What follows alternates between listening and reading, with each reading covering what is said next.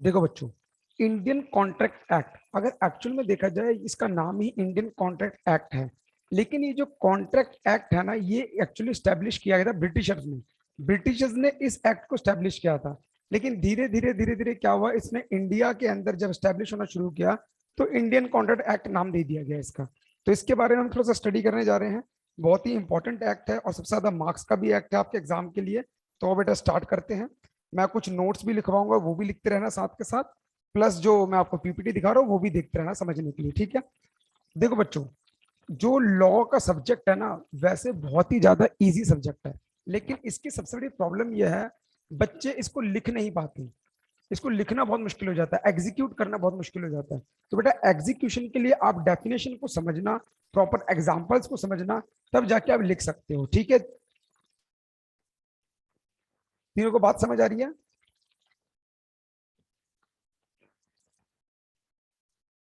और बच्चों जब मैं कुछ पूछूंगा प्लीज रिप्लाई जरूर करना, ठीक है। विशाल देवीरेन, ओके सर। ठीक है। और बेटा स्टार्ट करते हैं फिर आज का टॉपिक, इंडियन कॉन्ट्रैक्ट एक्ट। देखो बेटा, इसकी इंट्रोडक्शन समझते हैं।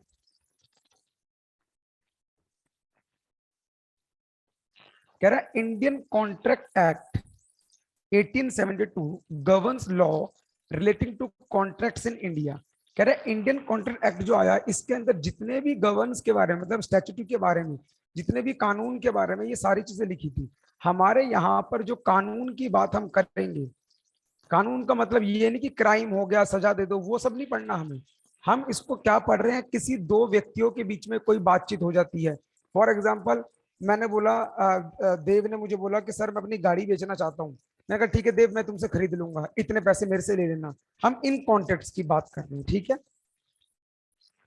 कह रहा था एक्ट वॉज पास्ड बाय, कह रहा ये किसने पास किया था, ब्रिटिश इंडिया ने, मतलब आजादी से पहले इस एक्ट को पास किया गया। It is based on the principle of English law. ये किसके बेस पे डिपेंड है, ये इंग्लिश लॉ के प्रिंसिपल के बेस पे डिपेंड है। मतलब लगभग इसके अंदर सारी इंग्लिश लॉ ही आई हुई है, बस नाम क्या है उस टाइम इंडिया के अंदर एप्लीकेबल हुआ, इसलिए इंडियन कॉन्ट्रैक्ट एक्ट दे दिया गया।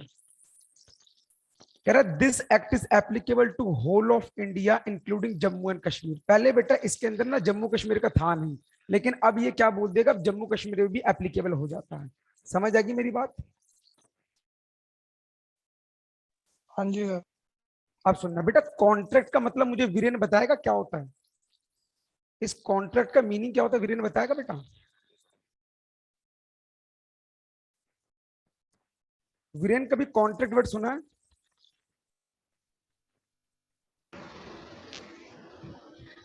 क्या सर? बेटा कॉन्ट्रैक्ट का वर्ड कभी सुना है, कॉन्ट्रैक्ट वर्ड? हाँ सर, सुना है कॉन्ट्रैक्ट। हाँ बता बेटा क्या होता है फिर,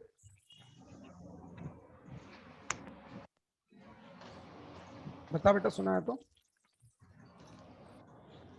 कॉन्ट्रैक्ट सर ये किसी भी जब देख बेटा, कॉन्ट्रैक्ट का अगर सीधे शब्दों में बात बोलूं, हाँ बेटा बोल, अभी बता। बेटा एक मिनट होल्ड करना, आप लोग एक सेकंड होल्ड करना बस।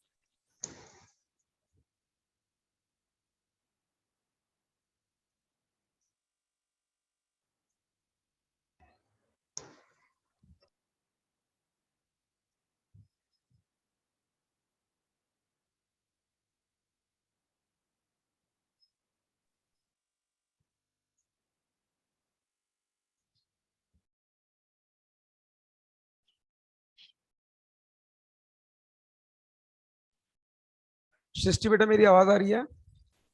Yes sir. ठीक है बेटा, देखो मैंने अभी तक छोटी सी बातें सिर्फ बताई है कि हम पढ़ रहे हैं आज हमारा फर्स्ट टॉपिक, टॉपिक का नाम है हमारा Indian Contract act. Indian Contract Act 1872 सबसे मोस्ट इंपॉर्टेंट टॉपिक है आपके पूरे सब्जेक्ट के अंदर, बिजनेस लॉ के अंदर। तो इसको समझना, ये बहुत जगह काम आता है, ध्यान से सुनना मेरी बात को। यहाँ पर ये बोला गया इंडियन कॉन्ट्रैक्ट एक्ट के अंदर जितने भी हमारे लॉ रिलेटिंग बातें हैं इंडिया की, वो सारी चीजें लिखी हुई है इसके अंदर। ये एक्ट को किसने पास किया था, आजादी से पहले वाले भारत ने पास किया था। वो मूवी देखिए RRR, yes triple sir. R. Triple R में वो जो स्टोरी दिखाई गई है वो कब की दिखाई गई है, वो ब्रिटिश के टाइम पर दिखाई गई है, मतलब 1947 की पहले की स्टोरी है। तो ये एक्ट उस टाइम आया था, तो तभी इसका क्या नाम दिया गया, इंडियन कॉन्ट्रैक्ट एक्ट दिया गया, क्योंकि ये पास तो ब्रिटिश इंडिया में ही हुआ था। तो इसके अंदर जितने भी लॉ है वो किसने लिखे होंगे? ब्रिटिशर्स ने लिखे होंगे। तो इसलिए इसके अंदर सारा इंग्लिश लॉ एप्लीकेबल होता है, इंग्लिश कॉमन लॉ एप्लीकेबल होता है। क्लियर? और ये जो एक्ट है ये पूरे इंडिया में एप्लीकेबल होता है, जम्मू और कश्मीर को मिलाकर पूरे इंडिया के अंदर। क्लियर बेटा पॉइंट? हाँ जी sir. Yes sir. Yes sir. हाँ, अब सुनना मेरी बात को। कॉन्ट्रैक्ट का मतलब क्या होता है बेटा? कॉन्ट्रैक्ट का मतलब क्या होता है? दो बंदों के बीच में सहमति। यस, दो बंदों के बीच में कोई भी बातचीत हो। देव ने बोला सर मेरे घर पर चाय पीने आ जाना, तो मैंने कहा ठीक है भाई आ जाऊंगा। तो बेटा देव, अगर मैं तेरे घर चाय पीने ना आऊं तो तू क्या मेरे ऊपर केस कर देगा? देव बोलेगा चलो भैया मैं तो सर को कोर्ट लेके चलता हूँ, कोर्ट में बातचीत होगी, सर चाय पीने नहीं आए भैया, मेरा बिस्किट बिस्किट सब खराब हो गए, चाय पत्ती खराब, चाय खराब, है ना? है देव? हाँ जी सर। अच्छा, कोर्ट लेके चले जाएगा मेरे को? कह रहा हाँ जी सर। हाँ? नहीं भाई मैं नहीं आऊंगा भाई, ऐसा करेगा तो।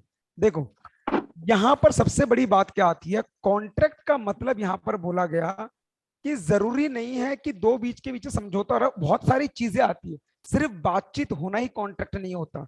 तो इसके लिए पॉइंट समझना जो मैं बताने जा रहा हूं। कॉन्ट्रैक्ट दो चीजों से मिलकर बनता है। क्या क्या चीजों से? पहला एग्रीमेंट और दूसरा एनफोर्सेबिलिटी। एनफोर्सेबिलिटी इसका मतलब इसके अंदर लॉ का आना जरूरी है। तो बेटा मुझे बता सृष्टि, बेटा तूने मुझे बुलाया कि सर आज मेरे बर्थडे है तो आना प्लीज, हम पार्टी वार्टी करेंगे।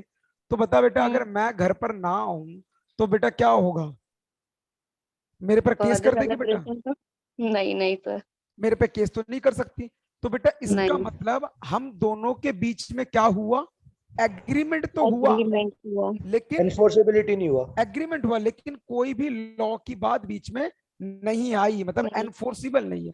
अगर मैं प्रॉपर हिंदी में वर्ड बोलूं तो बेटा मैं बाइंडिंग नहीं हूं इस चीज को करने के लिए। तुमने मुझे बांधा नहीं कि नहीं सर आपको आना ही पड़ेगा, वो चीज नहीं है इसके अंदर। हाँ अगर कोई लिखा पढ़त होती कि भैया स्टैम्प पेपर बन जाता, वो एक डिफरेंट मैटर है, लेकिन तब भी इसको क्या नहीं माना जाएगा?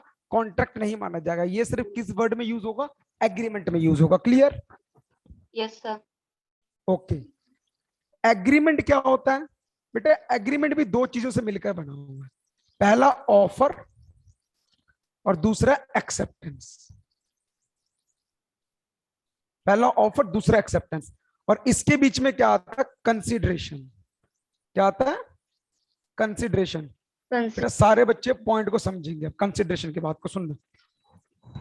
विशाल ने बोला, एक लड़की उसके पास खड़ी थी, विशाल ने बोला यार मैं शादी करना चाहता हूं। तो विशाल मुझे बता, तूने उससे पूछा कि सिर्फ बताया? सर मैंने बताया। पूछा है, तूने पूछा उससे कि? ऑफर दिया है। नहीं बेटा मेरी बात को सुन। अभी अभी शायद थोड़ा बहुत पढ़ रखा होगा आपने, लेकिन मेरे पॉइंट को समझो मैंने क्या बोला। एक लड़की पास खड़ी थी, तूने ऐसे ही जाके खड़ा हुआ था, तूने बोला यार मैं शादी करना चाहता हूँ। सर मैंने बताया उसको। तूने उसको बताया, उससे पूछा तो नहीं है ना? तो नहीं सर। ऑफर का मतलब होता है जब तुम किसी दूसरे की इच्छा को जानना चाहते हो, उसको ऑफर कहते हैं। Clear point? Yes sir. और एक्सेप्टेंस का मतलब जब मैंने सामने वाले व्यक्ति से पूछा और उसने अपनी हाँ या ना में जवाब दिया, उसको क्या बोलेंगे? एक्सेप्टेंस बोलेंगे। क्लियर? Yes sir. अब कंसिडरेशन की बात आती है। अब बेटा सुनियो, मुझे वीरेन ने बोला कि सर आज मेरे पापा का बर्थडे है या आज मेरे पेरेंट्स की एनिवर्सरी है, आप घर पर आना। तो वीरेन ने मुझे क्या दिया? ऑफर दिया। मैंने बोला ठीक है मैं वीरेन घर पर आ जाऊंगा तुम्हारे। That is acceptance. तो यस बेटा सर। मुझे बता वीरेन, हम दोनों के बीच में क्या कॉन्ट्रैक्ट हुआ? No sir. नहीं हुआ। देखो हम दोनों के बीच में जब तक कंसिडरेशन और एग्रीमेंट के साथ साथ एनफोर्सिबिलिटी नहीं आएगी तब तक कॉन्ट्रैक्ट नहीं बन सकता। तो मतलब क्या हुआ? एक कॉन्ट्रैक्ट को बनाने के लिए एग्रीमेंट प्लस एनफोर्सिबल होना जरूरी है। और एग्रीमेंट भी कब होगा? जब offer plus acceptance plus consideration तीनों आएगी, तब भी उसको एग्रीमेंट बोला जाएगा। क्लियर बेटा कंसेप्ट सबको? Yes sir. Yes sir. Okay बेटा आगे बढ़ रहा हूं। सर। हाँ बेटा बोल। सर अगर कंसिडरेशन होगा और अगर एनफोर्सेबिलिटी नहीं होगी तो फिर भी कॉन्ट्रैक्ट होएगा? नहीं होगा कॉन्ट्रैक्ट। मैंने क्या बोला? ये तो इंपॉर्टेंट है प्लस। अब देख एक और सुना तो कंसिडरेशन का एग्जांपल सुनो। बेटा ये क्वेश्चन किसने पूछा था, एक बार नाम बताएगा? विशाल। Yes sir. ठीक है, विशाल ने पूछा था। विशाल ने बोला सर मेरे घर पे ना वो पड़े हैं बड़ी सारी बंदूकें, बड़ी सप्लाई करते हैं, चलो मैं पैसा दूंगा। मैंने कहा ठीक है। विशाल ने ऑफर दिया, मैंने एक्सेप्ट कर लिया और कमा के पैसा मिल भी रहा है। तो बता विशाल, बेटा ऑफर आया, यस सर। एक्सेप्टेंस आई, यस सर। कंसिडरेशन आई, यस सर। एग्रीमेंट बन गया, यस सर। और कानून के पास जाएंगे तो क्या होगा? जेल हो जाएगी भाई, भाई जेल हो जाएगी हम लोगों को। तो इसका एनफोर्सेबिलिटी मतलब नहीं है। यस, एनफोर्सेबिलिटी तो है ही नहीं। तो हमने बोला ये एग्रीमेंट तो है लेकिन ये इलीगल एग्रीमेंट है। समझे मेरी बात? सर एक बार एनफोर्सेबिलिटी का भी एग्जांपल दे दो। एनफोर्सबिलिटी के बाद बता देता हूँ। विशाल के पास एक घोड़ा था, विशाल के पास एक घोड़ा है। तो विशाल ने बोला सर मैं अपना घोड़ा बेचना चाहता हूँ, क्या आप खरीदोगे? 50,000 रुपए में बेचूंगा। मैंने कहा ठीक है विशाल, 50,000 रुपए में मैं खरीद लूंगा। तूने मुझे बेच दिया, मैंने तेरे को पैसे दे दिए, बात खत्म होगी। मतलब हम कोई लीगल डीलिंग कर रहे हैं, हम कोई लीगल डीलिंग कर रहे हैं। उसको, उस पूरे प्रोसेस को क्या बोलेंगे? कॉन्ट्रैक्ट बोलेंगे जब वो फिनिश होगा। क्लियर बेटा पॉइंट? Yes sir. ठीक है बेटा, आगे बढ़ रहा हूँ। बेटा देखो ये सब चीजों के जो नोट्स है मैं आपको पीडीएफ फॉर्म में भी दूंगा और कुछ बातें लिखवाऊंगा भी, वो लिखते हुए भी चलना साथ के साथ, ठीक है? देखो बेटा आगे बढ़ रहे हैं। ये एक्ट आया कब? ये एक्ट आया कब बेटा? 1872। 1872 में एक डेट थी, उस डेट को आया, that is 1 September 1872। That is 1 सितंबर 1872 में ये एक्ट पास हुआ। क्लियर? तो अगर कोई तुमसे पूछे कि इंडियन कॉन्ट्रैक्ट एक्ट कब एप्लीकेबल हुआ तो क्या बोलोगे? 1 सितंबर 1872 में ये जो कॉन्ट्रैक्ट एक्ट था पूरे इंडिया में एप्लीकेबल होना शुरू हो गया। क्लियर बच्चों? Yes sir. आगे बढ़ सकता हूं? Yes sir. नेक्स्ट बेटा, इसमें कुछ इंपॉर्टेंट डेफिनेशंस हैं। बेटा वीरेन मुझे बताएगा कौन कौन सी इंपॉर्टेंट डेफिनेशन होगी।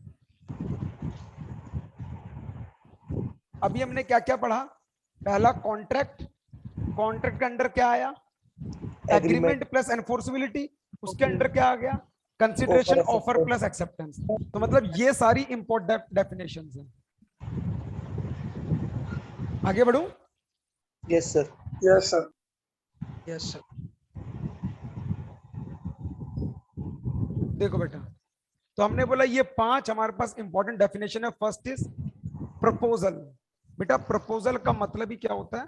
That is offer. Section 2 subsection A, ये किसमें एप्लीकेबल होता है?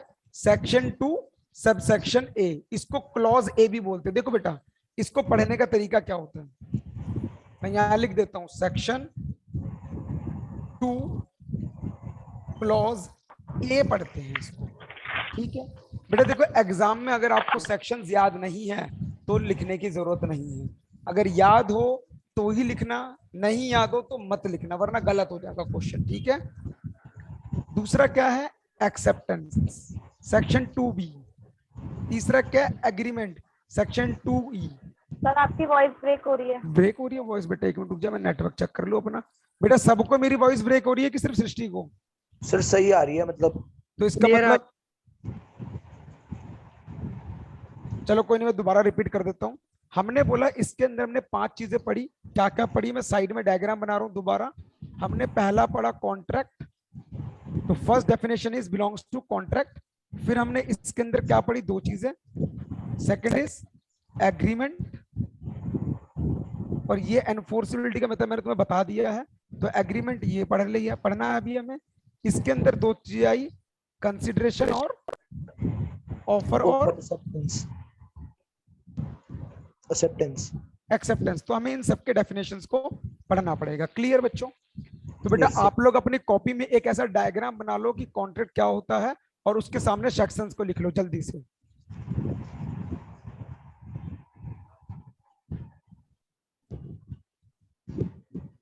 हेलो। हाँ बेटा बोल बेटा। हेलो। बेटा मेरी आवाज आ रही है सृष्टि?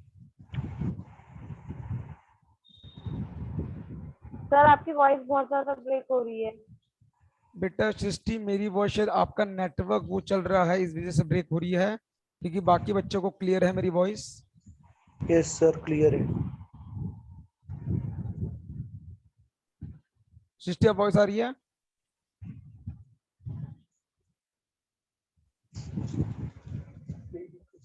सृष्टि मेरी वॉइस आ रही है अब? सृष्टि चली गई।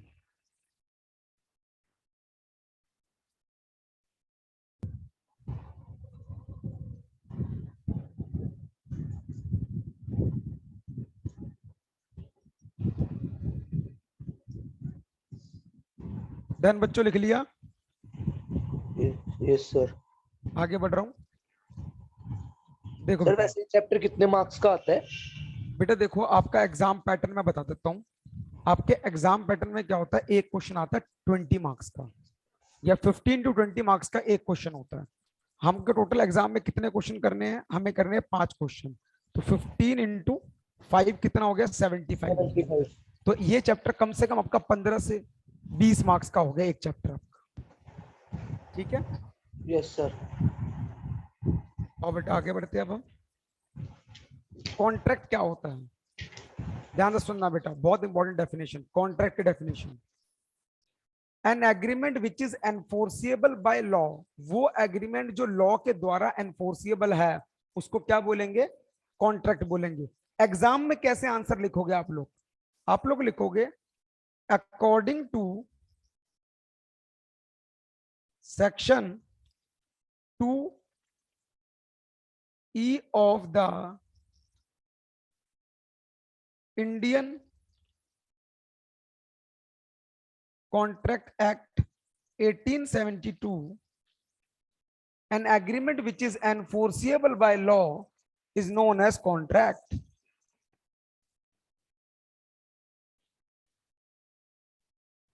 समझ आई बेटा मेरी बात? Yes sir. एक सेकंड देखो बेटा, अब मैंने यहां पर एक गलती करी है, बता सकते हो क्या गलती करी है?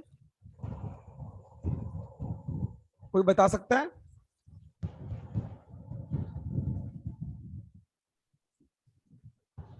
क्या मैंने सेक्शन सही लिखा है? 2A था। 2A था कि 2H था? एच था सर, एच। तो इसका मतलब कुछ समझे, अगर आप डेफिनेशन सही भी लिख रहे हो लेकिन अगर आपने उसका सेक्शन गलत लिख दिया तो मार्क्स मिलेंगे 0। तो ऐसी गलती एग्जाम में मत करना, इसलिए मैंने आपको गलती करके दिखा दिया कि ऐसा अगर एग्जाम में हुआ तो पूरे 0 मार्क्स। क्लियर? इससे बढ़िया सेक्शन मत लिखो, सीधा क्या लिख दो, according to the Indian Contract Act 1872 an agreement which is enforceable by law that is known as contract. Clear? Yes sir, yes. तो पहले मैं इस गलती को ठीक कर लूं।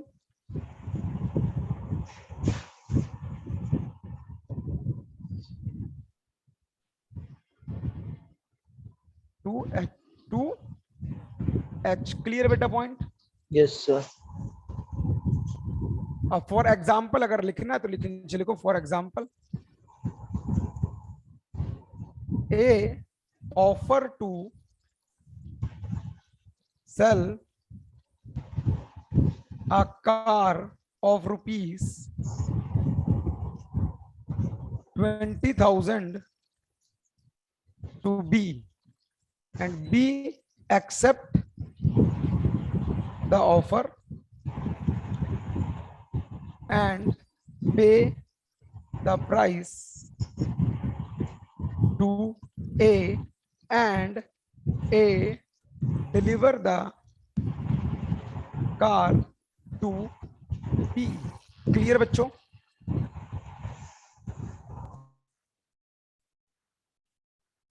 बेटा समझ आया सृष्टि?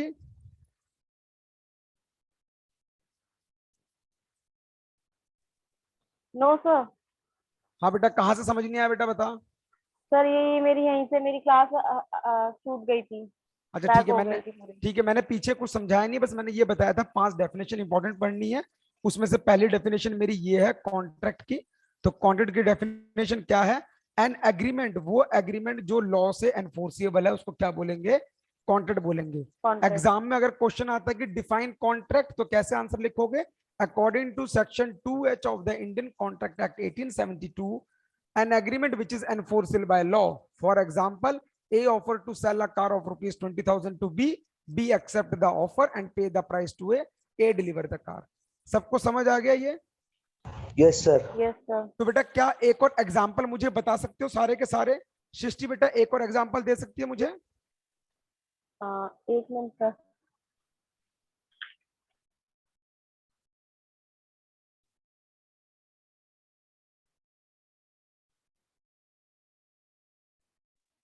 किसी भी फ्लैट की कॉन्ट्रैक्ट करना। किसी भी बिल्कुल, मतलब कोई भी ऐसा कॉन्ट्रैक्ट जिसके अंदर फ्लैट। एक ऑफर भी है, एक्सेप्टेंस भी है, कंसिडरेशन भी है, और क्लियर लॉ की बात तो है। लॉ का मतलब एनफोर्सेबल, लॉ का मतलब क्या, सीधे शब्दों में बताऊं, जहां पर तुम कोई गलत काम नहीं कर रहे, दैट इज एनफोर्सेबल। समझ आएगी मेरी बात सबको? Yes sir. आगे बढ़ रहा हूं।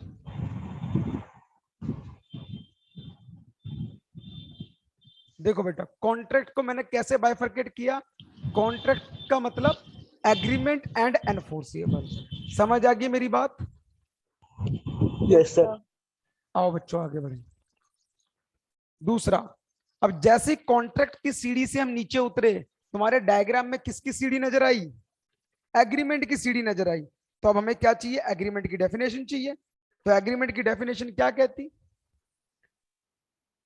कह रहा हर एक वादा और बहुत सारे वादे, हर एक वादा और बहुत सारे वादे मतलब every promise and set of promises, जो क्या क्रिएट करते हैं? कंसिडरेशन क्रिएट करते हैं एक दूसरे के लिए, उसी को क्या बोलते हैं? एग्रीमेंट बोलते हैं। फॉर एग्जाम्पल, बेटा पीछे वाले एग्जाम्पल पे चल रहा हूं मैं। यहां पर क्या लिखा था बच्चों? ए ने ऑफर दिया किसको? बी को। तो ए बी को क्या देगा? कार। कार। और बी ए को क्या देगा? कंसिडरेशन। पैसा, मतलब कंसिडरेशन। तो इसका मतलब ये एक दूसरे के लिए कुछ ना कुछ तो बना रहे हैं ना। तुम मुझे खून दो, मैं तुम्हें आजादी दूंगा। तो भैया मैं खून मांग रहा हूं तो आजादी भी तो मिल रही है। तो कहीं ना कहीं एक दूसरे का अगर कुछ लेना देना हो, उसी को कंसिडरेशन बोला गया है। ठीक है, तो यहां पर वही वर्डिंग यूज करी गई, एवरी प्रॉमिस और बहुत सारे प्रोमिसेस। विशाल ने बोला मैं तेरे लिए चांद ताड़े भी तोड़ लाऊंगा, सब कुछ तोड़ लाऊंगा, प्लस बहुत कुछ करूंगा। तो बेटा विशाल तूने एक वादा किया कि बहुत सारे वादे किए? सर बहुत सारे। बहुत सारे वादे किए। क्या तूने उसके बीच में कोई कंसिडरेशन लेके आया? नहीं सर। सिर्फ वादे किए ना तूने, सामने वाला तो कुछ दे ही नहीं रहा। तो यहां नहीं पर सर। पॉइंट क्या आ रहा है?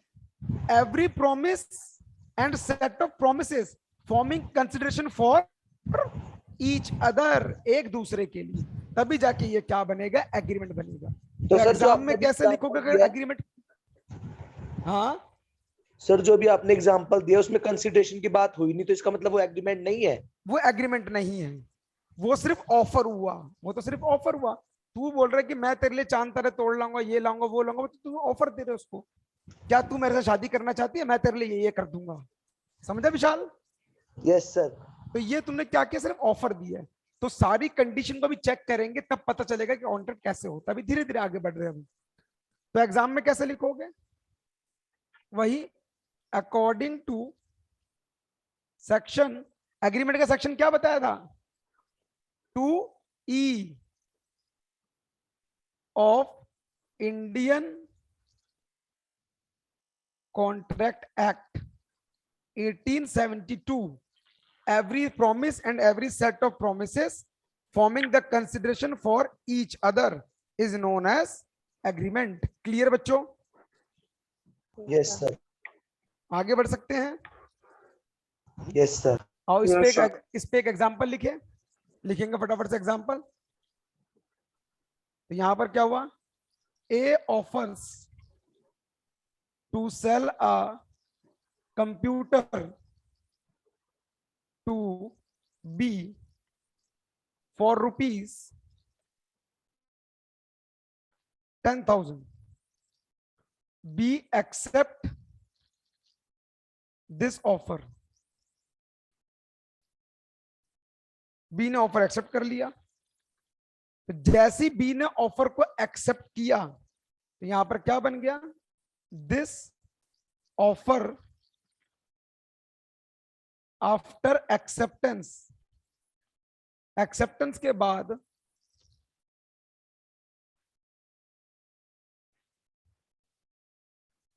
एक मिनट बच्चों, बेटा ये एक्सेप्टेंस के बाद क्या बन गया? एग्रीमेंट। प्रॉमिस, वादा बन गया ना। अब ये जब ऑफर एक्सेप्ट sir. कर ली गई तब ये क्या बन गया? वादा Prom- बन गया। Acceptance become promise.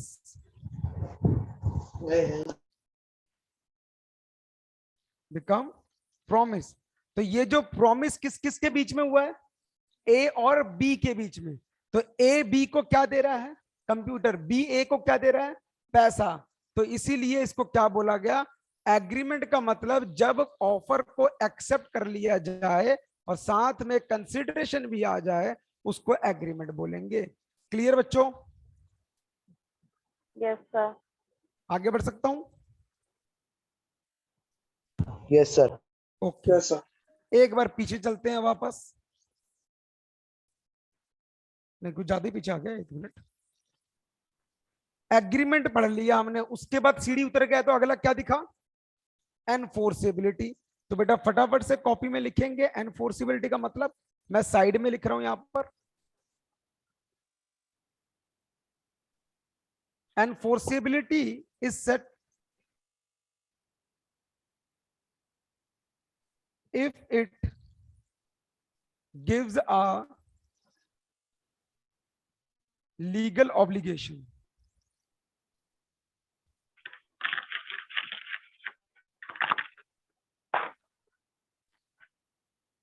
एनफोर्सेबल होता है जहां पर लीगल ऑब्लिगेशन आ जाए वही एनफोर्सेबल कहलाता है।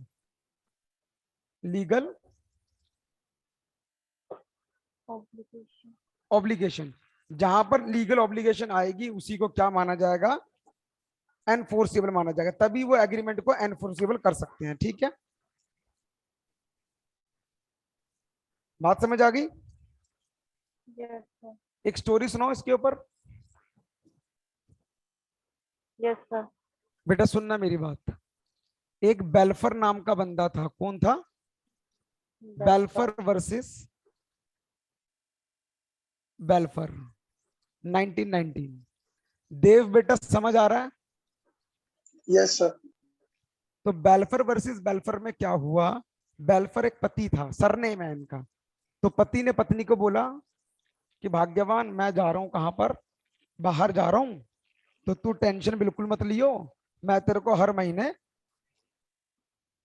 क्या भेजता रहूंगा? पैसे भेजता रहूंगा। तो पत्नी ने बोला ठीक है आप चले जाओ, मुझे भेजते रहना, मेरे को कोई दिक्कत नहीं है। मैंने कहा चलो अच्छी बात है। तो हुआ क्या, उसने 1 महीने पैसे भेजे, 2 महीने पैसे भेजे, 3 महीने पैसे भेजे, फिर उसने पैसा भेजना बंद कर दिया। अब वो 3 साल के बाद घर वापस आया। उसकी पत्नी ने बोला तुमने पैसे नहीं भेजे, मैं तुम पे केस कर दूंगा। तब ये जो बेल्फर नाम की पत्नी थी उसकी, वो गई कि जज साहब इसने मेरे पैसे नहीं दिए, ये मेरे को बोल के गया था पैसे देगा लेकिन अब ये नहीं दिया। तो बताओ वहां पर जो वकील, जो जज बैठा होगा, वो क्या बोलेगा अपने उसके पति को? बताओ क्या बोलेगा? सर वो यही बोलेगा कि आपके बीच में कोई कॉन्ट्रैक्ट था। कोई वेरी गुड। agreement। अब सुनो मेरी बात। कॉन्ट्रैक्ट नहीं, पति पत्नी के बीच में क्या कोई लीगल ऑब्लिगेशन है? Legal No. ऑब्लिगेशन समझते हो क्या होता है? लीगल काम अगर हुआ तुम Written दोनों के बीच में property। ऐसा कुछ जो केस वेस कर सकते हो, उन दोनों के बीच लीगल ऑब्लिगेशन है नहीं। कह रहा देख, उस जज ने बोला देखो पत्नी जी, आपके पति ने प्यार से बोला था कि बाहर जा रहा हूं पैसे भेजेगा, अब वो नहीं भेज पाया तो बेचारा क्या करे? तो ये आप दोनों के घर का मैटर है, घर जाके सुलझाओ। तो this is an social agreement. ये कौन सा एग्रीमेंट बना? सोशल एग्रीमेंट बना। मेरी बात को समझे कि नहीं समझे? देव के पापा ने बोला, या देव ने देव के घर में बोला कि देव बेटा तू फर्स्ट आएगा, मैं तेरे को बाइक ला दूंगा। देव ने बड़ी मेहनत करी और फर्स्ट आया। पापा ने बाइक ला के नहीं दी तो देव क्या करेगा? पुलिस में जाएगा तू? नहीं सर। चल पुलिस में चला भी गया। पुलिस ने पूछा क्या हुआ? ऐसी ऐसी बात है सर जी, पापा ने बाइक ला के नहीं दी, पापा को पकड़ो। पापा को पकड़ के ले आई पुलिस। हाँ जी आपने बाइक नहीं ला के दी? नहीं ला के दी। क्या करूं? कुछ नहीं, छोड़ दो, मैं ले जाता हूँ घर पे इसको मारता हुआ। तो कहानी क्या है देव, कि तुम दोनों के बीच में क्या नहीं था? Social agreement. क्या नहीं था? लीगल ऑब्लिगेशन नहीं लीगल था। ऑब्लिगेशन। तो यस। तुम दोनों के बीच में सोशल एग्रीमेंट बना, ना कि वैलिड कॉन्ट्रैक्ट बना। क्लियर बेटा? सर एक बार रिपीट कर दो मेरी क्लास। हाँ मैं दोबारा बोल रहा था बेटा, सुनिए। होता क्या है, मान ले दो, एक फादर और बेटे के बीच में हुआ, ये सबके साथ होता है। भैया मेरे पापा ने बोला तू फर्स्ट है तो कंप्यूटर ला दूंगा, मैं फर्स्ट है, पापा ने लाके नहीं दिया, तो मैं क्या करूं, पापा के नाम पे केस कर दूं? No sir. नहीं कर सकता, क्योंकि हम दोनों के बीच में क्या नहीं है, लीगल ऑब्लिगेशंस नहीं है। हम दोनों के बीच में कोई ऐसा समझौता नहीं हुआ, लीगल ऑब्लिगेशंस नहीं है। तो इस टाइप के कॉन्ट्रैक्ट को या इस टाइप के एग्रीमेंट को सोशल एग्रीमेंट बोलते हैं, ना कि कॉन्ट्रैक्ट बोलते हैं। क्लियर बच्चों? सर ये कैसे पता Yes, लगेगा sir. कि लीगल है या फिर ये इलीगल है? देखो लीगल में ये हो गया, जो कोई बंदा बाइंड हो जाता है, बाइंडिंग हो जाता है कि तेरे को भाई करना ही पड़ेगा, तू बाध्य है इस चीज का, मजबूर हो जाएगा करने को, नहीं भाई हम, मेरा मतलब ही था तेरे को करना ही करना।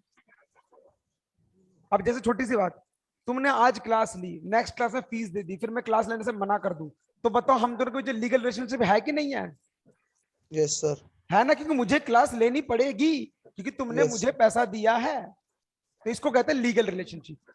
जरूरी Yes. नहीं है कोई स्टैम्प पेपर साइन करना, लेकिन ये ऑटोमेटिकली लीगल आ जाता है। क्लियर बेटा मेरी बात?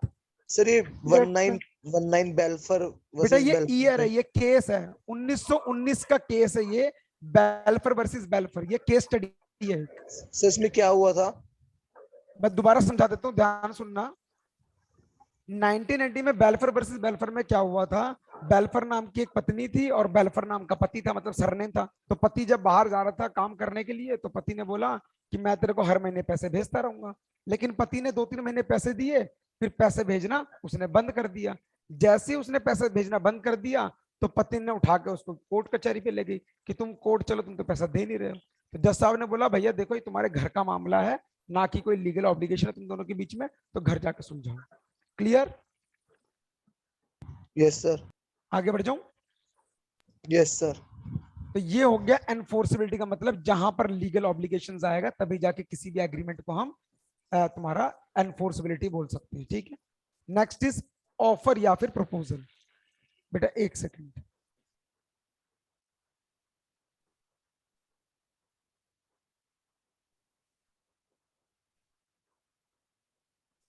देखो बच्चों, नेक्स्ट देखेंगे। अब इस डेफिनेशन को ध्यान से समझना, अगर ये समझ गए तो बस तुम्हें बिल्कुल सब कुछ क्लियर हो गया।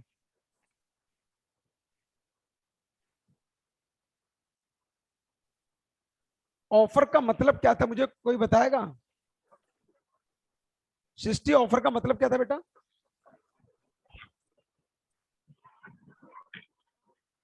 किसी को प्रपोजल देना, कुछ बताना, पूछना। किसी भी सामने वाली बंदे को तुमने कोई ऑफर देने का मतलब, तुमने सामने वाले की इच्छा को जाहिर करना, अपनी इच्छा को जाहिर करना, जिसे सामने वाले की इच्छा को पूछ सको। थोड़ी। क्लियर? हाँ, तो यहां पर क्या बोला गया, when one person signifies to another, जब एक व्यक्ति ने सामने वाले को क्या सिग्निफाइज किया, हिज विलिंगनेस, अपनी इच्छा प्रकट की इस काम को करने की, टू डू और टू एब्सटेन, इस काम को ना करने की, फ्रॉम डूइंग एनीथिंग। मतलब मैंने सामने वाले को अपनी इच्छा जाहिर करी, क्या भाई ये तू काम करना चाहता है, क्या भाई तो काम नहीं करेगा। फॉर एग्जाम्पल मैंने क्या बोला, विशाल बेटा ये वाला गेट मत खोलियो, तो इसको मतलब मैंने तेरे को ऑफर दिया किस चीज के लिए, काम को ना करने के लिए। ना करने के लिए। मैंने कहा सृष्टि बेटा ये वाला गेट खोल लियो, मैंने ऑफर किस चीज के लिए दिया, तुम्हें गेट काम को करने के लिए। Clear? Yes, sir. With the view. Sir ये तो आपने बताया है ना। हाँ आगे तो बता रहा हूँ, विद द नहीं व्यू सर। टू। हाँ बेटा बोल। सर आपने ये बताया है ना कि आप इस गेट को मत बंद करना। हाँ ये तो अब, आपने बताया है, ये हाँ अब आपने आगे तो offer सुन, बन गया। आगे तो सुन बेटा, with the view to obtaining the assent. अब मैं तुम्हारी, मैंने बोला बेटा इस गेट को मत खोलियो, समझ गया ना पूरी बात को? तूने बोला हाँ सर समझ गया, दैट मीन्स मैंने तेरे को ऑफर दे रहा। देखो अब लाइन को पढ़ो पूरा।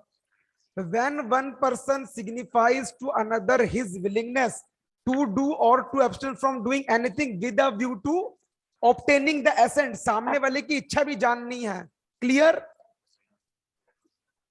Yes sir. Of that other to such act, उस काम को करने की या उस काम को ना करने की। एब्सटिनेंस का मतलब ना करना। He said to make a proposal, उसको ही प्रपोजल बोला जाता है। बेटा कुछ समझा कि नहीं समझा? Vishal, Dev, Srishti, yes sir. Yes sir. Clear है पॉइंट? दोबारा मैं समझा रहा हूँ। sir. ये देखो बेटा, एग्जाम में अगर तुमसे पूछा जाएगा ना ऑफर क्या होता है, तुम्हें ऐसे वर्ड टू वर्ड लिखना है, वर्ड टू वर्ड, वरना क्वेश्चन गलत हो जाएगा, क्योंकि डेफिनेशंस है, डेफिनेशन को वर्ड टू वर्ड लिखनी पड़ेगी। दोबारा समझा रहा हूँ, साथ साथ सुनना। When one person signifies his willingness to another person, या फिर ऐसे बोल सकते हो, when one person signifies to another his willingness, उस काम को करने की, टू डू, और to abstain from doing anything, उस काम को ना करने की, विद अ व्यू टू, हम ये भी देखना चाहते हैं कि तुम अपनी इच्छा में क्या बोलते हो, तुम अपनी इच्छा को कैसे प्रकट करते हो, टू ऑब्टेनिंग द एसेंट। मैं एक कोई सामने खड़ा हुआ है, अगर मैं उसको जाके बोलूंगा, देखो बेटा यहां पर एग्जांपल समझो, ए ने बी को बोला will you marry me, will you marry me, इसका मतलब क्या हुआ? ए बी की इच्छा को जानना चाहता है और उसने उसको बोला है। बात समझा बेटा Vishal, Dev, Srishti? Yes sir. Yes sir. अब ए ने बोला आई वॉन्ट टू मैरी, मैं शादी करना चाहता हूं। ए ने बी को बोला मैं शादी करना चाहता हूं, तो क्या ए ने बी से पूछा, ए ने बी से पूछा है क्या तू मेरे साथ शादी करना चाहती है? No sir. ये तो नहीं। बता रहा है कि यार मैं Yes, शादी sir. करना चाहता हूं, तो इसको क्या नहीं बोलेंगे? ऑफर नहीं बोलेंगे। ऑफर नहीं बोल- इसको क्या बोलेंगे? ऑफर। ऑफर। ऑफर बोलेंगे। डेफिनेशन के साथ एग्जांपल समझ आ गया बच्चों? Yes sir. डेफिनेशन का एग्जांपल समझ आ गया? Yes sir. ओके। देव ने सृष्टि को बोला यार एक काम करियो, आज रात को पार्टी आ जाइयो, और बोल के चला गया। तो बता बेटा सृष्टि, क्या देव ने तेरे को ऑफर दिया? No sir. उसने ऑफर तो ऑफर नहीं दिया। अच्छा, क्या देव तूने सॉरी ऑफर दिया? क्या बेटा देव तूने ऑफर दिया? सर ऑफर ही तो आना सर, मैं उसकी एक्सेप्टेंस नहीं होगा। ऑफर ही दिया है। तो तू वही बिल्कुल, वो तूने बोला ना कि भैया रात को पार्टी है तू आ जाइयो, तो ये चाहता क्या, तेरी तेरी एक्सेप्टेंस चाहता है। अब एक्सेप्टेंस या तो हाँ में होगी या तो ना में होगी। अगर तू चली जाएगी दैट मीन्स हाँ, तू नहीं जाएगी दैट मीन्स नो। क्लियर बेटा पॉइंट? Yes sir. तो फटाफट से बेटा इस डेफिनेशन को भी नोट कर लो जल्दी से।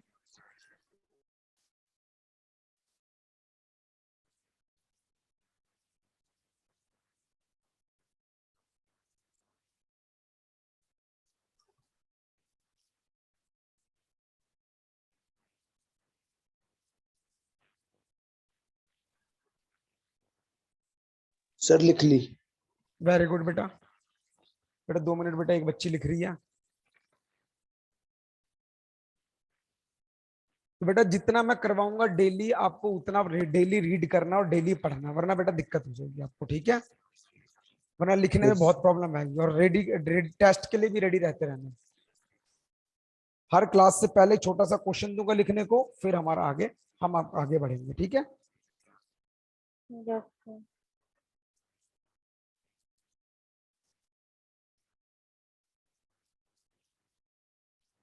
बेटा क्या नाम बताया? पूजा, प्रिया, प्रिया बेटा हो गया? जल्दी कर ले बेटा। अब हमारी हमने डायग्राम में सीढ़ी पे उतरे। पहली सीढ़ी क्या थी? कॉन्ट्रैक्ट की। उसके नीचे एग्रीमेंट, डेफिनेशन पढ़ ली। फिर आए हम किसके ऊपर?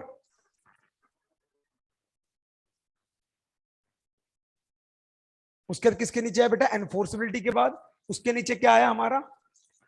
उसके नीचे आया ऑफर और या प्रपोजल। अब क्या आएगा? एक्सेप्टेंस। फिर पढ़ेंगे कंसिडरेशन के बारे में। आगे बढ़ूं बेटा? Yes sir. Yes sir. कोई नहीं, जिसने नहीं लिखा बेटा मैं वो शेयर कर दूंगा, इसको इसमें से नोट कर लेना, ठीक है? Yes sir. नेक्स्ट देखेंगे एक्सेप्टेंस। एक्सेप्टेंस का मतलब क्या होगा? जब सामने वाले ने मेरे से पूछा तो मैं हाँ या ना में जवाब दूंगा, है ना?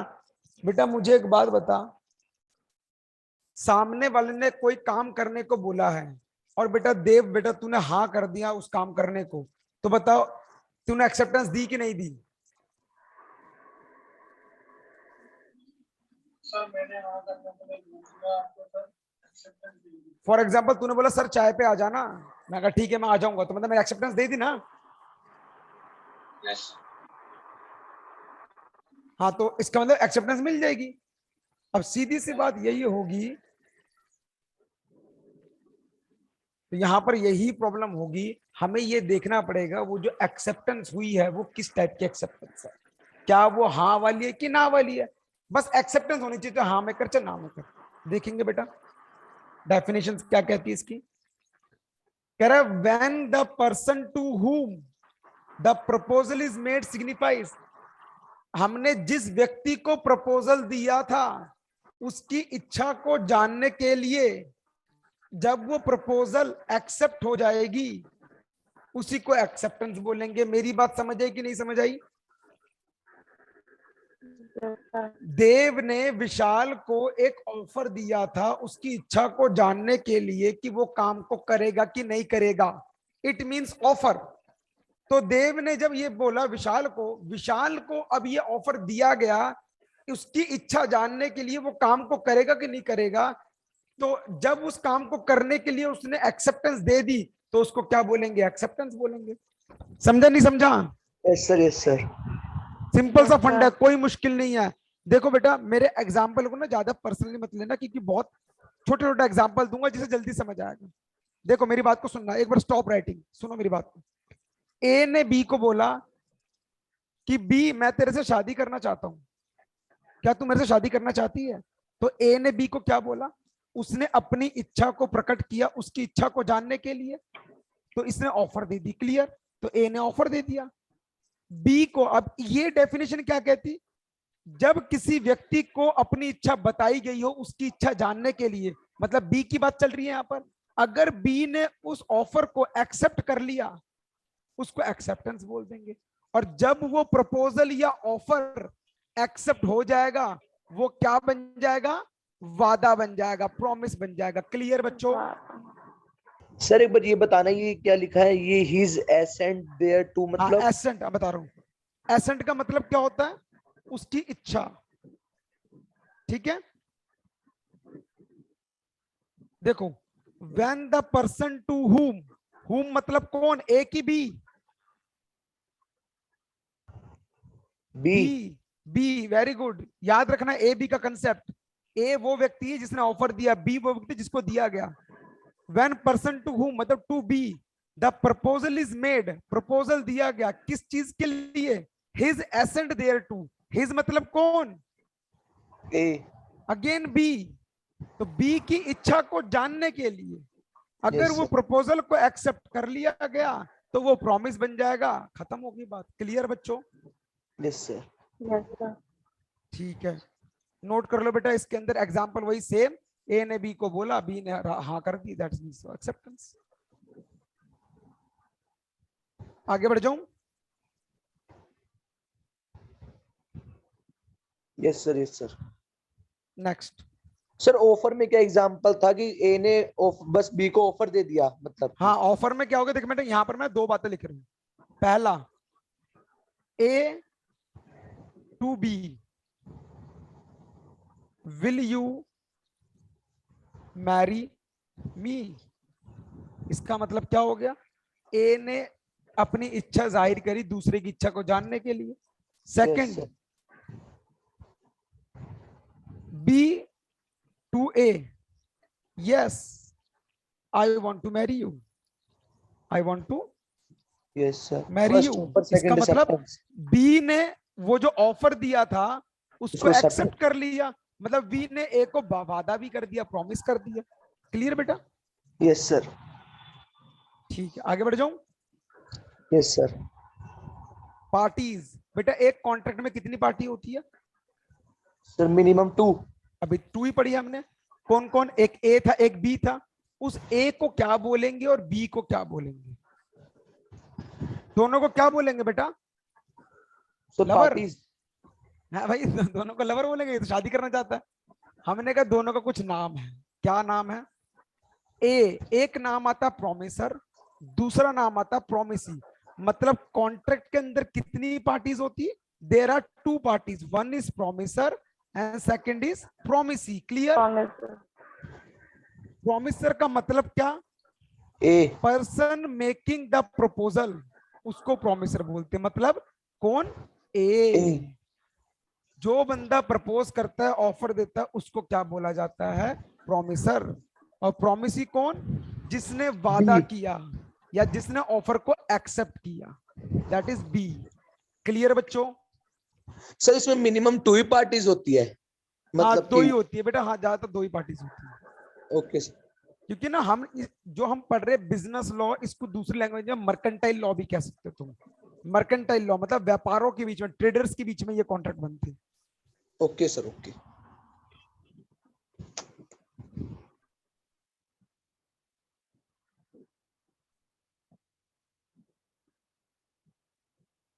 डन बच्चों? Yes sir.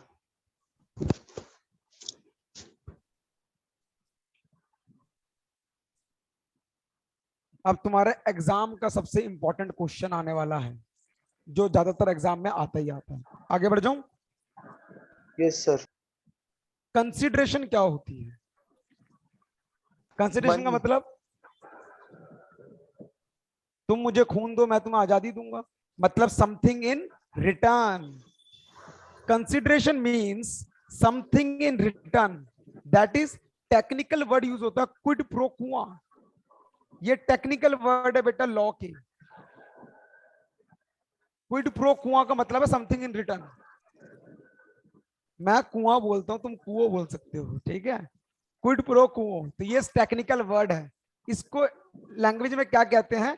Something in return. Clear बच्चों? समझ आ गई मेरी बात? Yes sir. तो यहां पर एग्जाम्पल के तौर पे क्या लिख सकते हैं? ए cell a black horse to be for rupees 10,000। तो बेटा इसको क्या बोला गया? ऑफर बोल दूं? ए ने बी को ऑफर दिया कि भाई 10,000 में तेरे को घोड़ा बेचना चाहता हूं।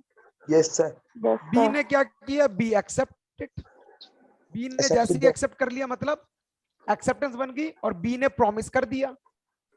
B pay the price, B ने प्राइस दे दिया, and A deliver horse to B, deliver horse to B. इसका मतलब क्या हुआ? कंसिडरेशन भी दे दी गई, उसने पैसे दिए, उसने घोड़ा दिया। जूते दो पैसे लो, तो यहां पर भी वही कंसेप्ट आ गया। क्लियर बेटा? मूवीज देखते हो? Movies? Yes sir, yes sir. बस फिर तो देखो कॉन्ट्रैक्ट एक्ट में कितना मजा आएगा पढ़ने में। हर मूवी में कॉन्ट्रैक्ट होता है, हर मूवी में।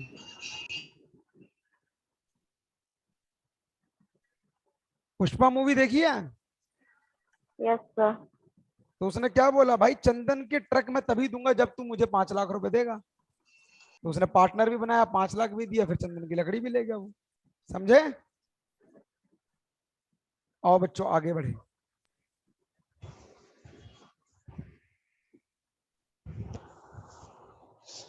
डन बेटा? भैया यस सर। हाँ बेटा बोल, कुछ पूछ रहे हैं? No sir. बेटा तेरी आवाज बहुत स्लो आ रही है बेटा। देव एक बार बोल बेटा। पुष्पा में एग्रीमेंट थोड़ी ना हुआ है सर, वो तो इलीगल था। अरे हाँ बेटा, तो मैंने पूरी बात भी तूने बोली लड़के, बिल्कुल सही कह रहा, वेरी गुड। अब ये जो पुष्पा में तूने बताया ना इलीगल एग्रीमेंट हुआ, अब वही कहानी मैं आगे पढ़ाने जा रहा हूँ कि हमें कैसे पता चले कि एक कॉन्ट्रैक्ट वैलिड है कि नहीं है। समझा बेटा? वेरी गुड बेटा। उसने धमकी दी थी। अब वही पढ़ते हैं, देखो वही पढ़ते हैं, अब पूरी बात तुम्हें समझ आ जाएगी। कह रहा है एक वैलिड कॉन्ट्रैक्ट कब माना जाएगा? हमने कहा जब ये कुछ बातें उसके अंदर शामिल होगी, तब जाके वैलिड कॉन्ट्रैक्ट माना जाएगा। पहला, एग्रीमेंट होना चाहिए दोनों पार्टी के बीच में। दूसरा, फ्री कंसेंट होना चाहिए। ये क्या होता है समझाऊंगा। तीसरा, कॉम्पिटेंसी ऑफ पार्टीज होने चाहिए। चौथा, लॉफुल कंसिडरेशन होना चाहिए। लॉ लीगल ऑब्जेक्ट होना चाहिए। Not expressly declare to be void होना चाहिए। Intention to create legal relationship होना चाहिए। लीगल फॉर्मेलिटीज होनी चाहिए। सर्टेनिटी ऑफ मीनिंग होना चाहिए, और पॉसिबिलिटी ऑफ परफॉर्मेंस होना चाहिए। जब ये 10 बातें किसी कॉन्ट्रैक्ट के अंदर शामिल होगी, तो समझ जाना वो कॉन्ट्रैक्ट क्या है? वैलिड कॉन्ट्रैक्ट है। समझ गया बेटा मेरी बात? यस सर एक बार रिपीट कर दो। हाँ, ये सारा समझाऊंगा क्या क्या होता है, समझ लो। हाँ बेटा, किसने बोला था? देव बेटा तूने बोला था क्या वो पुष्पा वाली कहानी इलीगल है? Yes sir. हाँ बेटा, बिल्कुल सही। हमने यहाँ पर दो वर्डिंग यूज करी, लॉफुल कंसिडरेशन भी होना चाहिए और लीगल ऑब्जेक्ट भी होना चाहिए। उसका ऑब्जेक्ट क्या था? लाल चंदन की तस्करी, दैट इज इलीगल। इसका मतलब वो कॉन्ट्रैक्ट नहीं है। समझा बेटा मेरी बात? Yes sir. सर एक बेटा। बार क्या? बेटा दोबारा विशाल, यस सर। क्या बोल रहा था बेटा? सर क्या बोला सर आपने? लाल चंदन? तो जो लाल चंदन बेच रहा था पुष्पा मूवी में, उसको जो Yes, sir. स्मगलिंग कर रहे थे वो इलीगल है। तो इसलिए Yes. इलीगल ऑब्जेक्ट अगर हुआ तो ये वैलिड कॉन्ट्रैक्ट नहीं माना जाएगा। क्लियर? Yes sir. अब देखो, एग्रीमेंट होना चाहिए भैया, ए और बी के बीच में एग्रीमेंट होना चाहिए proper. Yes sir. Pre consent का मतलब क्या होता है? दोनों की दोनों के बातों में सहमति होनी चाहिए, कंसेंट होनी चाहिए फ्री। कैसे? बेटा गाड़ी है विशाल तेरे पास? Yes sir. ओके, सृष्टि बेटा गाड़ी है तेरे पास? Yes sir. एक दिन तुम दोनों आना गाड़ी लेके इंस्टीट्यूट, फिर मैं चाकू दिखाऊंगा, तुम्हारे पीठ पर चाकू रखूंगा और तुमसे बोलूंगा गाड़ी मुझे दे दो। क्या दे दोगे तुम लोग? No sir. मेरा बेटा चाकू पीठ पे रख के देगी नहीं तू मुझे गाड़ी? नहीं चलो बंदूक रखूंगा, बंदूक बंदूक। देखो, मैं लेकर ही नहीं आऊंगी, आपने पहले बता दिया। अच्छा लेके नहीं आएगी। अब सुनना मेरी बात को, बिल्कुल यही एग्जाम्पल के तौर पे समझना। मान लो अगर तुम्हारे रास्ते में तुम जा रहे हो, कोई तुम्हारे सर पे बंदूक रख दे और बोलेगा ओए चल पर्स निकाल, पैसे निकाल, तो क्या करोगे?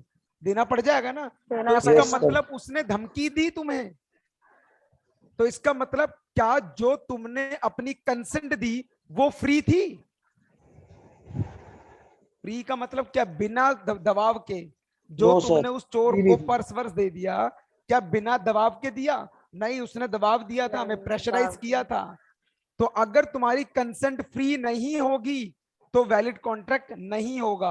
तो आपकी कंसेंट फ्री होनी चाहिए। क्लियर? सर मतलब सिंपल भाषा में इसका मतलब ये है दोनों की सहमति होनी चाहिए। हाँ, दो बंदों की सहमति होनी चाहिए, लेकिन डिफरेंट चीज है। देख बेटा, इसका मतलब और समझा देता हूं। सेम थिंग अपन सेम सेंस, इसका मतलब समझिए। फॉर एग्जाम्पल, देव के पास दो गाड़ियां हैं, एक है लाल रंग की गाड़ी, एक है काली रंग की गाड़ी। मुझे पसंद है काली गाड़ी। देव ने बोला सर मैं अपनी गाड़ी बेचना चाहता हूं। मैंने कहा हाँ भाई मैं खरीद लूंगा। मेरे दिमाग में चल रहा था ये काली बेचेगा, लेकिन इसके दिमाग में चल रहा था मैं तो लाल बेचूंगा। तो क्या हम दोनों जो सोच रहे हैं क्या सेम चीज सोच रहे हैं? नहीं सोच रहे ना। No, sir. तो No, इसका sir. मतलब कंसेंट फ्री नहीं मानी जाएगी, कहीं ना कहीं गड़बड़ी है तुम्हारी कंसेंट में। समझ गया बेटे मेरी बात? सर ये लेकिन पता कैसे लगेगा क्या चीज बेटा? कि सर ये फ्री कंसेंट है? जैसे कि सर ये पता कैसे लगेगा कि आपको वो काली गाड़ी चाहिए? तो मैं बताऊंगा ना। जब मैंने कहा ठीक है मैं गाड़ी खरीदूंगा, तू फटाक से चला के ले लो सर पकड़ो मेरी लाल गाड़ी। मैंने कहा मुझे लाल चाहिए नहीं, मुझे तो काली चाहिए। सर मैं नहीं मतलब बेच रहा, ये कॉन्ट्रैक्ट एंड में खत्म हो पता गया। लगेगा ना हाँ बिल्कुल, एंड कॉन्ट्रैक्ट में के पता समय। लगेगा। बिल्कुल बिल्कुल एंड पता लगेगा, बिल्कुल। ठीक है। और इसमें भी बहुत सारी चीजें हैं, वो भी पढ़नी है हमें। आगे आगे देखते हैं बेटा। Competency of parties, competency of parties. Competency of party का मतलब क्या है? यहां पर मेजर बंदे होने चाहिए, मतलब 18 साल से ऊपर के लोग होने चाहिए, साउंड माइंड होने चाहिए। साउंड माइंड मतलब जो पागल वागल ना हो। अब भाई देख ले क्या हुआ। देव एक अपने दोस्त के साथ गया, मान लेते बी नाम का कोई दोस्त था, उसने इतनी ड्रिंक कर ली, इतनी ड्रिंक कर ली। देव ने क्या किया, उसके घर के पेपर निकालवाए कि साइन कर दे भाई फटाफट। उसने फट से नशे में साइन करके दे दिए। तो देव बेटा क्या तू मालिक बन गया उसके घर का? नहीं सर।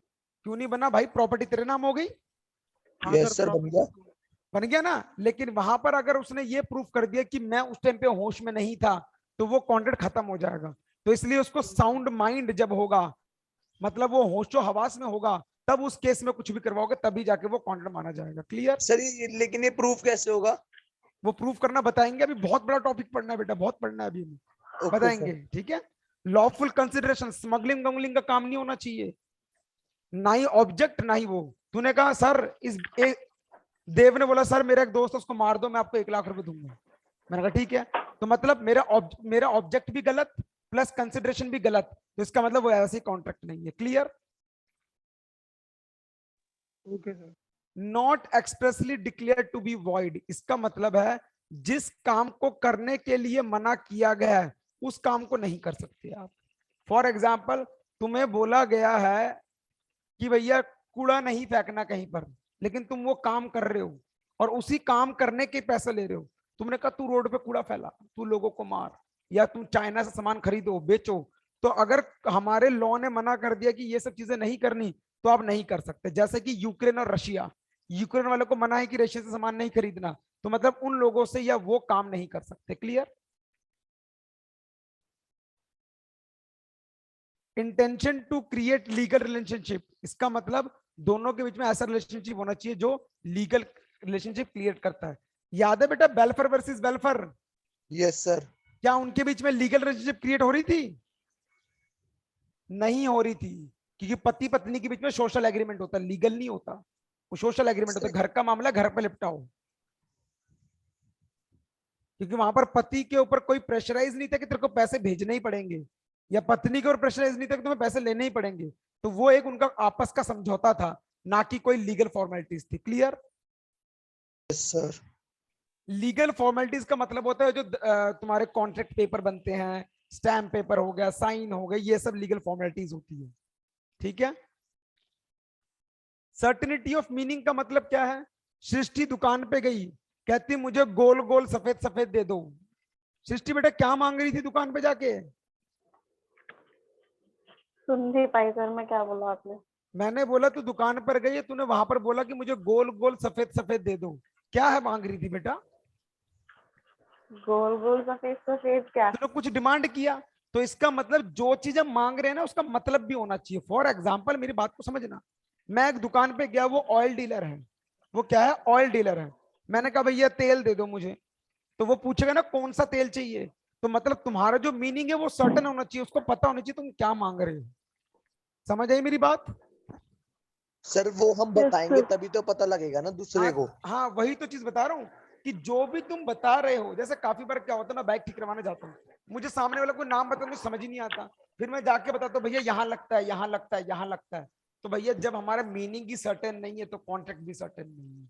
समझ गया मेरी बात? Yes sir. Possibility of performance, Dev ने बोला मैं चांद तारे तोड़ लाऊंगा। क्या देव परफॉर्मेंस को पॉसिबिलिटी है?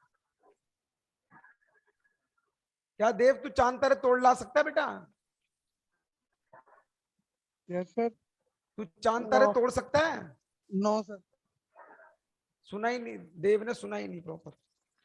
हाँ विशाल बेटा तू तोड़ सकता है?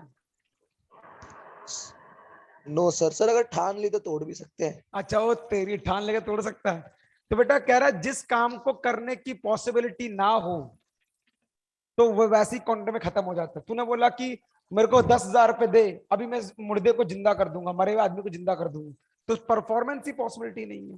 तो ऐसे ये सारी कंडीशन अगर होगी तो ही वैलिड कॉन्ट्रैक्ट माना जाएगा, वरना नहीं माना जाएगा। क्लियर? सर ठीक है बेटा, यहां तक बच्चों समझ आया आप लोगों को? सर एक बार ये वाला पॉइंट बता दो, नॉट हाँ, एक्सप्रेसली बता देता हूँ। Declare to be void. जैसे कि आपको पता है ना, बीच में हमारे इंडिया में बोल दिया गया था कि चाइना से कोई भी सामान नहीं खरीदेगा। Yes sir. तो कह रहा है अगर तुम चाइना के किसी बंदे के साथ कॉन्ट्रैक्ट करते हो और वही सामान खरीद रहे हो जिसके लिए लॉ ने मना किया है, तो अगर उस कॉन्ट्रैक्ट को हम क्या नहीं मानेंगे? वैलिड नहीं मानेंगे। समझ गया बेटा मेरी बात? Okay sir. Yes sir. तो आप वो काम करो जो लॉ ने मना नहीं किए, वो काम मत करो जो लॉ ने मना किए। Yes sir. ठीक है बेटा, तो बेटा मैं आज क्लास यहीं तक रखता हूँ, फिर नेक्स्ट क्लास में फिर थोड़ा सा ज्यादा और एक्सप्लेन करेंगे, लेकिन जितना मैंने करवाया है इसको थोड़ा सा रिवाइज करना। बाकी मैं नोट्स आपको पीडीएफ वो करवा दूंगा, अभी सेंड कर देगी मैम। बाकी डिस्कशन फिर नेक्स्ट क्लास में करेंगे। ठीक है बच्चों? सर हाँ बेटा बोल। सर क्लासेस डेली होगी या फिर मतलब बेटा आपकी क्लास होगी 1.5 घंटे की क्लास होगी, ऑल्टरनेट डेज पे होगी? ऑल्टरनेट डेज पर होगी, 2 से 3:30 का टाइम होगा, 1.5 घंटे की क्लास होगी। आज थोड़ा सा टाइम कम था, इस वजह से मैंने थोड़ा सा वो कर दिया, पर नेक्स्ट क्लास से आपकी 2 बजे से लेकर कम से कम 3:30 तक क्लास होगी। ठीक है? Okay sir. Okay sir. ठीक है बेटा, मिलते हैं फिर नेक्स्ट क्लास क्लास। मंडे को होगी। हाँ बेटा, अब क्लास मंडे को होगी, ठीक है। Okay sir, okay. ओके बेटा। ओके।